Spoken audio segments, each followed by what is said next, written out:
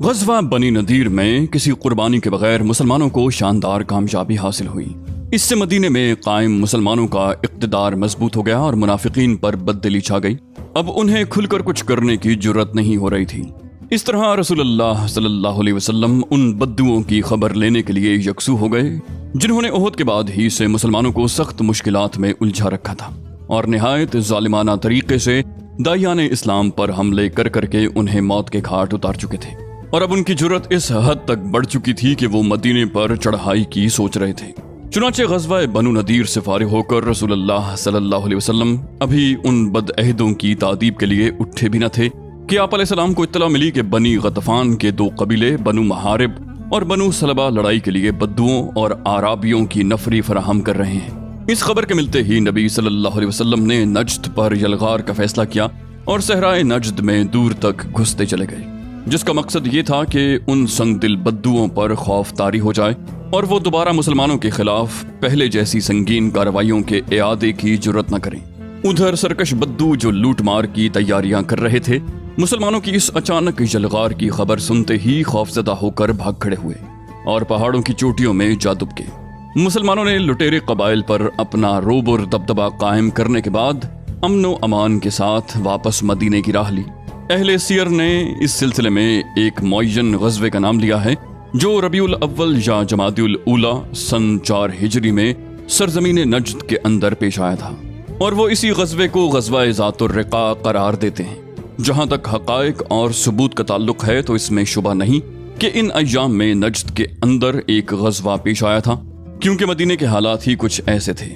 ابو سفیان نے غزوہ احد سے واپسی کے وقت آئندہ سال میدان بدر میں جس غزوے کے لیے للکارا تھا اور جسے مسلمانوں نے منظور کر لیا تھا، اب اس کا وقت قریب آ رہا تھا، اور جنگی نقطہ نظر سے یہ بات کسی طرح مناسب نہ تھی کہ بدوؤں اور آراب کو ان کی سرکشی اور بغاوت پر قائم چھوڑ کر بدر جیسی زوردار جنگ میں جانے کے لیے مدینہ خالی کر دیا جائے، بلکہ ضروری تھا کہ میدان بدر میں جس ہولناک جنگ کی توقع تھی اس کے لیے نکلنے سے پہلے ان بدوؤں کی شوکت پر ایسی ضرب لگائی جائے کہ انہیں مدینے کا رخ کرنے کی جرت نہ ہو۔ باقی رہی یہ بات کہ یہی غزوہ جو ربیع الاخر یا جمادی الاولی سن 4 ہجری میں پیش آیا تھا، غزوہ ذات الرقاع تھا، ہماری تحقیق کے مطابق صحیح نہیں، کیونکہ غزوہ ذات الرقاع میں حضرت ابو ہریرہ اور حضرت ابو موسیٰ اشعری موجود تھے، اور ابو ہریرہ رضی اللہ عنہ جنگ خیبر سے صرف چند دن پہلے اسلام لائے تھے۔ اسی طرح حضرت ابو موسیٰ اشعری مسلمان ہو کر یمن سے روانہ ہوئے تو ان کی کشتی ساحل حبشہ سے جا لگی تھی، اور وہ حبشہ سے اس وقت واپس آئے تھے جب نبی علیہ السلام خیبر میں تشریف فرما تھے۔ اس طرح وہ پہلی بار خیبر ہی کے اندر خدمت نبوی میں حاضر ہو سکے تھے۔ بس ضروری ہے کہ غزوہ ذات الرقاع غزوہ خیبر کے بعد پیش آیا ہو۔ سن 4 ہجری کے ایک عرصے بعد غزوہ ذات الرقاع کے پیش آنے کی ایک علامت یہ بھی ہے کہ نبی علیہ السلام نے غزوہ ذات الرقاع میں صلاۃ خوف پڑھی تھی، اور صلاۃ خوف پہل غزوہ اسفان میں پڑھی گئی، اور اس میں کوئی اختلاف نہیں کہ غزوہ اسفان کا زمانہ غزوہ خندق کے بعد کا ہے، جبکہ غزوہ خندق کا زمانہ 5 ہجری کے اخیر کا ہے۔ در حقیقت غزوہ اسفان سفر حدیبیہ کا ایک ضمنی واقعہ ہے، اور سفر حدیبیہ 6 ہجری کے اخیر میں پیش آیا تھا، جس سے واپس آ کر رسول اللہ نے خیبر کی راہ لی تھی۔ اس لیے اس اعتبار سے بھی غزوہ ذات الرقاع کا زمانہ خیبر کے بعد ہی ثابت ہوتا ہے۔ آراب کی شوکت توڑ دینے اور بدوؤں کے شر سے مطمئن ہو جانے کے بعد مسلمانوں نے اپنے بڑے دشمن قریش سے جنگ کی تیاری شروع کر دی، کیونکہ سال تیزی سے ختم ہو رہا تھا اور احد کے موقع پر طے کیا ہوا وقت قریب آتا جا رہا تھا، اور محمد صلی اللہ علیہ وسلم اور صحابہ کرام کا فرض تھا کہ میدان کارزار میں ابو سفیان اور اس کی قوم سے 2 ہاتھ کرنے کے لیے نکلیں اور جنگ کی چکی اس حکمت کے ساتھ چلائیں کہ جو فریق زیادہ ہدایت یافتہ اور پائیدار بقا کا مستحق ہو، حالات کا رخ پوری طرح اس کے حق میں ہو جائے۔ چنانچہ شعبان 4 ہجری جنوری 626 عیسوی میں رسول اللہ صلی اللہ علیہ وسلم نے مدینے کا انتظام حضرت عبداللہ بن رواحہ کو سونپ کر اس طے شدہ جنگ کے لیے بدر کا رخ کیا۔ آپ علیہ السلام کے ہمراہ 1500 کی جمعیت اور 10 گھوڑے تھے۔ آپ علیہ السلام نے فوج کا علم حضرت علی رضی اللہ عنہ کو دیا اور بدر پہنچ کر مشرکین کے انتظار میں خیمہ زن ہو گئے۔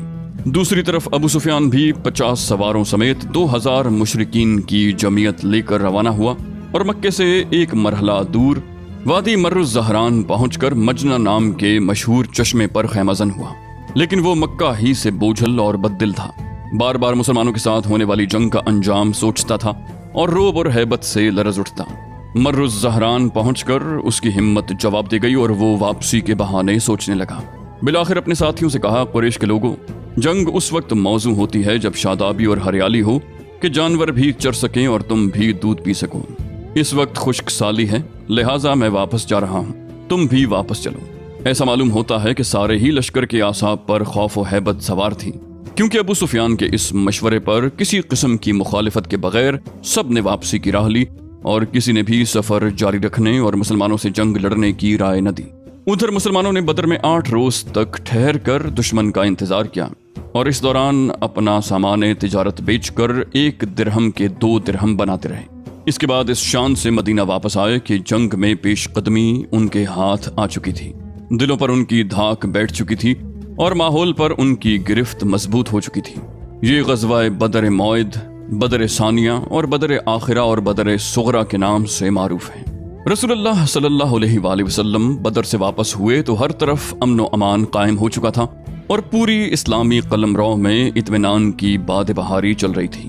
اب آپ علیہ السلام عرب کی آخری حدود تک توجہ فرمانے کے لیے فارغ ہو چکے تھے اور اس کی ضرورت بھی تھی تاکہ حالات پر مسلمانوں کا غلبہ اور کنٹرول رہے اور دوست اور دشمن سبھی اس کو محسوس اور تسلیم کریں۔ چنانچہ بدر صغرا کے بعد 6 ماہ تک آپ علیہ السلام نے اطمینان سے مدینے میں قیام فرمایا۔ اس کے بعد آپ کو اطلاعات ملی کہ شام کے قریب دومت الجندل کے گرد آباد قبائل آنے جانے والے قافلوں پر ڈاکے ڈال رہے ہیں اور وہاں سے گزرنے والی اشیاء لوٹ لیتے ہیں۔ یہ بھی معلوم ہوا کہ انہوں نے مدینے پر حملہ کرنے کے لیے ایک بڑی جمعیت فراہم کر لی ہے۔ ان اطلاعات کے پیش نظر رسول اللہ صلی اللہ علیہ وسلم نے صبا بن ارفتا غفاری کو مدینے میں اپنا جانشین مقرر فرما کر 1000 مسلمانوں کی نفری کے ساتھ کوچ فرمایا۔ یہ 25 ربیع الاول 5 ہجری کا واقعہ ہے۔ راستہ بتانے کے لیے بنو عزرا کا ایک آدمی رکھ لیا گیا تھا جس کا نام مذکور تھا۔ اس غزوے میں آپ علیہ السلام کا معمول تھا کہ آپ علیہ السلام رات میں سفر فرماتے اور دن میں چھپے رہتے تاکہ دشمن پر بالکل اچانک اور بے خبری میں ٹوٹ پڑیں۔ قریب پہنچے تو معلوم ہوا کہ وہ لوگ باہر نکل گئے ہیں، لہٰذا ان کے مویشی اور چرواہوں پر ہلہ بول دیا۔ کچھ ہاتھ آئے، کچھ نکل بھاگے۔ جہاں تک دومت الجندل کے باشندوں کا تعلق ہے تو جس کا جدھر سینگ سمایا بھاگ نکلا۔ جب مسلمان دومت الجندل کے میدان میں اترے تو کوئی نہ ملا۔ آپ نے چند دن قیام فرما کر ادھر ادھر متعدد دستے روانہ کیے لیکن کوئی بھی ہاتھ نہ آیا۔ اس غزوے میں اوینیا بن حصن سے مصالحت بھی ہوئی۔ دوما سرحد شام میں ایک شہر ہے، یہاں سے دمشق کا فاصلہ 5 رات اور مدینے کا 15 رات ہے۔ ان اچانک اور فیصلہ کن اقدامات اور حکیمانہ تدبر پر مبنی منصوبوں کے ذریعے نبی صلی اللہ علیہ وسلم نے قلمرو اسلام میں امن و امان بحال کرنے اور صورتحال پر قابو پانے میں کامیابی حاصل کی اور وقت کی رفتار کا رخ مسلمانوں کے حق میں موڑ لیا اور ان اندرونی اور بیرونی مشکلات پہم کی شدت کم کی جو ہر جانب سے انہیں گھیرے ہوئے تھیں۔ چنانچہ منافقین خاموش اور مایوس ہو کر بیٹھ گئے۔ یہود کا ایک قبیلہ جلا وطن کر دیا گیا، دوسرے قبائل نے حق ہمسائیگی اور عہد و پیمان کے ایفا کا مظاہرہ کیا۔ بدو اور آراب ڈھیلے پڑ گئے اور قریش نے مسلمانوں کے ساتھ ٹکرانے سے گریز کیا اور مسلمانوں کو اسلام پھیلانے اور رب العالمین کے پیغام کی تبلیغ کرنے کے مواقع میسر آئے۔ 1 سال سے زیادہ عرصے کی پہم فوجی مہمات اور کارروائیوں کے بعد جزیرۃ العرب پر سکون چھا گیا تھا اور ہر طرف امن و امان اور آشتی و سلامتی کا دور دورہ ہو گیا تھا، مگر یہود کو جو اپنی خباثتوں، سازشوں اور دسیسہ کاریوں کے نتیجے میں طرح طرح کی ذلت اور رسوائی کا مزہ چکھ چکے ہیں، اب بھی ہوش نہیں آیا تھا۔ انہوں نے غدر و خیانت اور مکر و سازش کے مکروہ نتائج سے کوئی سبق نہیں سیکھا تھا۔ چنانچہ خیبر منتقل ہونے کے بعد پہلے تو انہوں نے یہ انتظار کیا کہ دیکھیں مسلمانوں اور بت پرستوں کے درمیان جو فوجی کشاکش چل رہی ہے اس کا نتیجہ کیا ہوتا ہے، لیکن جب دیکھا کہ حالات مسلمانوں کے لیے سازگار ہو گئے ہیں، گردش لیل و نہار نے ان کے اثر و نفوذ کو مزید وسعت دے دی ہے اور دور دور تک ان کی حکمرانی کا سکہ بیٹھ گیا ہے، تو انہیں سخت جلن ہوئی۔ انہوں نے نئے سرے سے سازش شروع کی اور مسلمانوں پر ایک ایسی آخری کاری ضرب لگانے کی تیاری میں مصروف ہو گئے جس کے نتیجے میں ان کا چراغ حیات ہی گل ہو جائے۔ لیکن چونکہ انہیں براہ راست مسلمانوں سے ٹکرانے کی جرت نہ تھی، اس لیے اس مقصد کی خاطر ایک نہایت خوفناک پلان تیار کیا۔ اس کی تفصیل یہ ہے کہ بنو نذیر کے 20 سردار اور رہنما مکے میں قریش کے پاس حاضر ہوئے اور انہیں رسول اللہ صلی اللہ علیہ وسلم کے خلاف آمادہ جنگ کرتے ہوئے اپنی مدد کا یقین دلایا۔ कुरैश ने उनकी बात मान ली। चूंकि वो ओहद के रोज मैदान बदर में मुसलमानों से सफाराई का अहद पैमान करके उसकी खिलाफ वर्जी कर चुके थे, इसलिए उनका ख्याल था कि अब इस मुजव्वज़ा जंगी इक़दाम के जरिए वो अपनी शोहरत भी बहाल कर लेंगे और अपनी कही हुई बात भी पूरी कर देंगे। उसके बाद यहूद का ये वफ्द बनु गतफान के पास गया और कुरैश ही की तरह उन्हें भी आमादे जंग किया। वो भी तैयार हो गए। फिर उस वफ्द ने बकिया कबाइल अरब में घूम घूम कर लोगों को जंग की तरकीब दी और उन कबाइल के भी बहुत से अफराद तैयार हो गए। गरज इस तरह यहूदी सियासतकारों ने पूरी कामयाबी के साथ कुफर के तमाम बड़े बड़े गिरोहों और जत्थों को नबी सल्लल्लाहु अलैहि वसल्लम और आप अलैहिस्सलाम की दावत और मुसलमानों के खिलाफ भड़काकर जंग के लिए तैयार किया। इसके बाद तयशुदा प्रोग्राम के मुताबिक जुनूब से कुरैश, किनाना और तिहामा में आबाद दूसरे हलीफ कबाइल ने मदीने की जानिब कूच किया। इन सब का सिपाही सालार आला अबू सुफियान था और इनकी तादाद 4000 थी। ये लश्कर मर्रुज़ ज़हरान पहुंचा तो बनु सुलैम भी उसमें शामिल हुए। उधर उसी वक्त मशरिक की तरफ से गतफानी कबाइल फजारा, मर्रा और अशजा ने कूच किया। फिजारा का सिपाह सलार उवैनिया बिन हिस्न था, बनु मर्रा का हारिस बिन औफ और बनु अशजा का मसर बिन रुखैला। इन्हीं के ज़िम्न में बनु असद और दीगर कबाइल के बहुत से अफराद भी आए थे। इन सारे कबाइल ने एक मुकर्रा वक्त और मुकर्रा प्रोग्राम के मुताबिक मदीने का रुख किया था, इसलिए चंद दिन के अंदर अंदर मदीने के पास 10,000 सिपाह का एक जबरदस्त लश्कर जमा हो गया। ये इतना बड़ा लश्कर था कि गालिबन मदीने की पूरी आबादी औरतों, बच्चों, बूढ़ों और जवानों को मिलाकर भी उसके बराबर न थी। अगर हमला आवरों का ये ठाठे मारता हुआ समंदर मदीने की चहार दीवारी तक अचानक पहुंच जाता तो मुसलमानों के लिए सख्त खतरनाक साबित होता। कुछ अजब नहीं कि उनकी जड़ कट जाती और उनका मुकम्मल सफाया हो जाता, लेकिन मदीने की क़यादत निहायत बेदार और चौकस थी। उसकी उंगलियां हमेशा हालात की नब्ज़ पर रहती थीं और वो हालात का तज्ज़िया करके आने वाले वाक़यात का ठीक ठीक अंदाज़ा भी लगाती थी और उनसे निमटने के लिए मुनासिब तरीन कदम भी उठाती थी। चुनाचे कुफ़ार का लश्कर अजीम जूं ही अपनी जगह से हरकत में आया, मदीने के मुखबरीन ने अपनी क़यादत को उसकी इत्तला फराहम कर दी। इत्तला पाते ही रसूलुल्लाह सल्लल्लाहु अलैहि वसल्लम ने हाई कमान की मजलिस शूरा मुनक्किद की और दिफाई मंसूबे पर सलाह मशवरा किया। अहले शूरा ने गौर खौस के बाद हजरत सलमान फारसी की एक तजवीज़ मुत्तफ़िक़ा तौर पर मंजूर की। ये तजवीज़ हजरत सलमान फारसी ने इन लफ्ज़ों में पेश की थी कि ए अल्लाह के रसूल, फारिस में जब हमारा मुहासरा किया जाता था तो हम अपने गिर्द खंदक खोद लेते थे। ये बड़ी बाहिकमत दिफाई तजवीज़ थी। अहले अरब उससे वाकिफ न थे। रसूलुल्लाह ने इस तजवीज़ पर फौरन अमल दरामद शुरू फरमाते हुए हर 10 आदमी को 40 हाथ खंदक खोदने का काम सौंप दिया और मुसलमानों ने पूरी मेहनत और दिल जमाई से खंदक खोदनी शुरू कर दी। रसूलुल्लाह सल्लल्लाहु अलैहि वसल्लम इस काम की तरगीब भी देते थे और अमलन इसमें पूरी तरह शरीक भी रहते। चुनाचे सही बुखारी में हजरत सहल बिन साद से मरवी है कि हम लोग रसूलुल्लाह सल्लल्लाहु अलैहि वसल्लम के साथ खंदक में थे। लोग खुदाई कर रहे थे और हम कंधों पर मिट्टी ढो रहे थे कि इसी असना में रसूलुल्लाह ने फरमाया, ए अल्लाह, जिंदगी तो बस आखिरत की जिंदगी है, बस महाजरीन और अंसार को बख्श दे। एक दूसरी रिवायत में हजरत अनस से मरवी है कि रसूलुल्लाह सल्लल्लाहु अलैहि वसल्लम खंदक की तरफ तशरीफ लाए तो देखा कि महाजरीन और अंसार एक ठंडी सुबह में खोदने का काम कर रहे हैं। उनके पास गुलाम न थे कि उनकी बजाय गुलाम ये काम कर देते। आप अलैहिस्सलाम ने उनकी मशक्कत और भूख को देख कर फरमाया, ए अल्लाह, यकीनन जिंदगी तो आखिरत की जिंदगी है, बस अंसार और महाजरीन को बख्श दे। अंसार और महाजरीन ने इसके जवाब में कहा, हम वो हैं कि हमने हमेशा के लिए जब तक के बाकी रहें मोहम्मद सल्लल्लाहु अलैहि वसल्लम से जिहाद पर बैत की है। सही बुखारी ही में एक रिवायत हजरत बरा बिन आजिब से मरवी है कि मैंने रसूलुल्लाह सल्लल्लाहु अलैहि वसल्लम को देखा कि आप अलैहिस्सलाम खंदक से मिट्टी ढो रहे थे, यहाँ तक कि गुबार ने आप अलैहिस्सलाम के शिकम की जिल्द ढांक ली थी। आप अलैहिस्सलाम के बाल बहुत ज्यादा थे। मैंने उसी हालत में आप अलैहिस्सलाम को अब्दुल्लाह बिन रवाहा के रज्जिया कलिमात कहते हुए सुना। आप मिट्टी ढोते जाते और ये कहते जाते, ए अल्लाह, अगर तू ना होता तो हम हिदायत ना पाते, न सदका देते, न नमाज पढ़ते, बस हम पर सकीनत नाजिल फरमा, और अगर टकराव हो जाए तो हमारे कदम साबित रख। उन्होंने हमारे खिलाफ लोगों को भड़काया है, अगर उन्होंने कोई फितना चाहा तो हम हरगिज सर नहीं झुकाएंगे। हजरत बरा फरमाते हैं कि आप अलैहिस्सलाम आखिरी अल्फाज खींच कर कहते थे। एक रिवायत में आखिरी शेर इस तरह है, यानी उन्होंने हम पर जुल्म किया है और अगर वो हमें फितने में डालना चाहेंगे तो हम हरगिज सर निगू न होंगे। मुसलमान एक तरफ इस गर्मजोशी के साथ काम कर रहे थे तो दूसरी तरफ इतनी शिद्दत की भूख बर्दाश्त कर रहे थे कि उसके तसव्वुर से कलेजा शक होता है। حضرت انس کا بیان ہے کہ اہل خندق کے پاس 2 مٹھی جو لایا جاتا تھا اور بو دیتی ہوئی چکنائی کے ساتھ بنا کر لوگوں کے سامنے رکھ دیا جاتا۔ لوگ بھوکے ہوتے تھے اور اس کا ذائقہ حلق کے لیے ناخوشگوار ہوتا تھا، اس سے بدبو اٹھ رہی ہوتی تھی۔ ابو طلحہ کہتے ہیں کہ ہم نے رسول اللہ صلی اللہ علیہ وسلم سے بھوک کا شکوہ کیا اور اپنے شکم کھول کر ایک ایک پتھر دکھلایا، تو رسول اللہ صلی اللہ علیہ وسلم نے اپنا شکم کھول کر 2 پتھر دکھلائے۔ خندق کی کھدائی کے دوران نبوت کی کئی نشانیاں بھی جلوہ فگن ہوئیں۔ صحیح بخاری کی روایت ہے کہ حضرت جابر بن عبداللہ نے نبی صلی اللہ علیہ وسلم کے اندر سخت بھوک کے آثار دیکھے تو بکری کا ایک بچہ ذبح کیا اور ان کی بیوی نے 1 سا تقریباً 2.5 کلو جو پیسا۔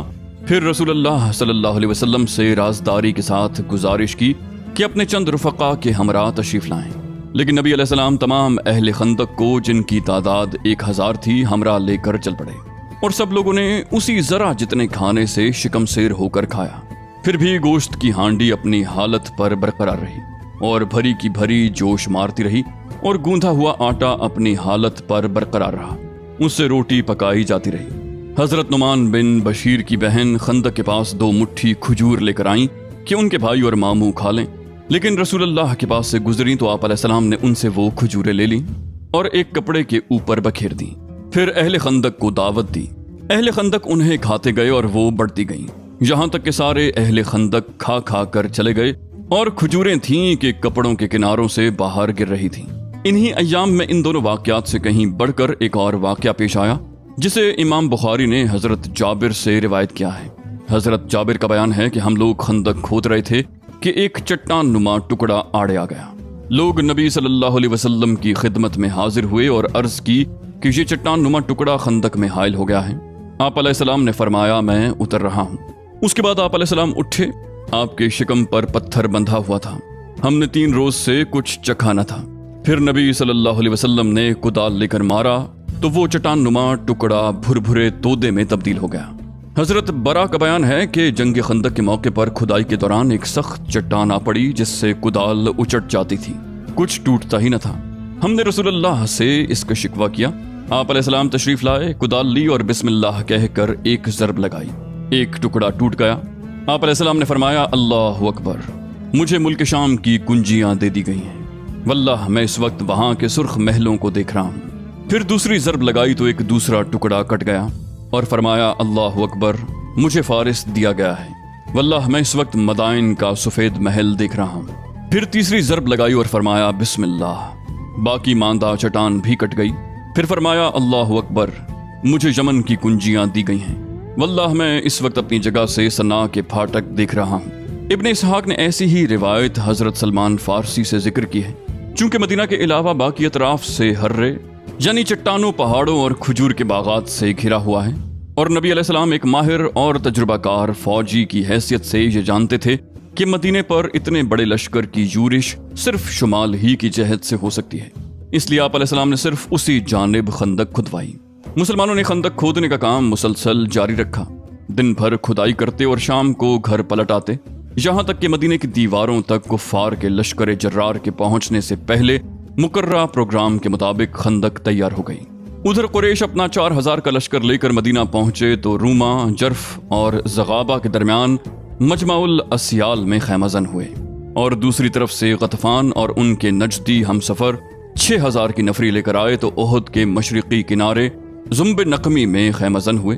قرآن مجید میں اس کا ذکر کچھ یوں ہے، اور جب اہل ایمان نے ان جتھوں کو دیکھا تو کہا کہ یہ تو وہی چیز ہے جس کا اللہ اور اس کے رسول نے ہم سے وعدہ کیا تھا، اور اللہ اور اس کے رسول نے سچ ہی فرمایا تھا، اور اس حالت نے ان کے ایمان اور جذبہ اطاعت کو اور بڑھا دیا۔ لیکن منافقین اور کمزور نفس لوگوں کی نظر اس لشکر پر پڑی تو ان کے دل دہل گئے، چنانچہ ارشاد ہوا، اور جب منافقین اور وہ لوگ جن کے دلوں میں بیماری ہے کہہ رہے تھے کہ اللہ اور اس کے رسول نے ہم سے جو وعدہ کیا تھا وہ محض فریب تھا۔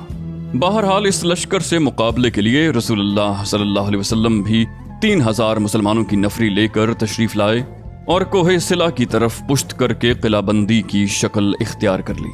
سامنے خندق تھی جو مسلمانوں اور کفار کے درمیان حائل تھی۔ مسلمانوں کا کوڈ ورڈ یہ تھا حامیم لا ینصرون، یعنی حامیم ان کی مدد نہ کی جائے۔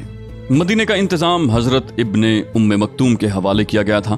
اور عورتوں اور بچوں کو مدینے کے قلعوں اور گڑیوں میں محفوظ کر دیا گیا تھا۔ جب مشرکین حملے کی نیت سے مدینے کی طرف بڑھے تو کیا دیکھتے ہیں کہ ایک چوڑی سی خندق ان کے اور مدینے کے درمیان حائل ہے۔ مجبوراً انہیں محاصرہ کرنا پڑا، حالانکہ وہ گھروں سے چلتے وقت اس کے لیے تیار ہو کر نہیں آئے تھے، کیونکہ دفاع کا یہ منصوبہ خود ان کے بقول ایک ایسی چال تھی جس سے عرب واقف ہی نہ تھے، لہٰذا انہوں نے اس معاملے کو سرے سے اپنے حساب میں داخل ہی نہ کیا تھا۔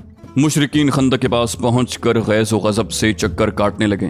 انہیں ایسے کمزور نقطے کی تلاش تھی جہاں سے وہ اتر سکیں۔ ادھر مسلمان ان کی گردش پر پوری نظر رکھے ہوئے تھے اور ان پر تیر برساتے رہتے تھے تاکہ انہیں خندق کے قریب آنے کی جرت نہ ہو، وہ اس میں نہ کود سکیں اور نہ مٹی ڈال کر عبور کرنے کے لیے راستہ بنا سکیں۔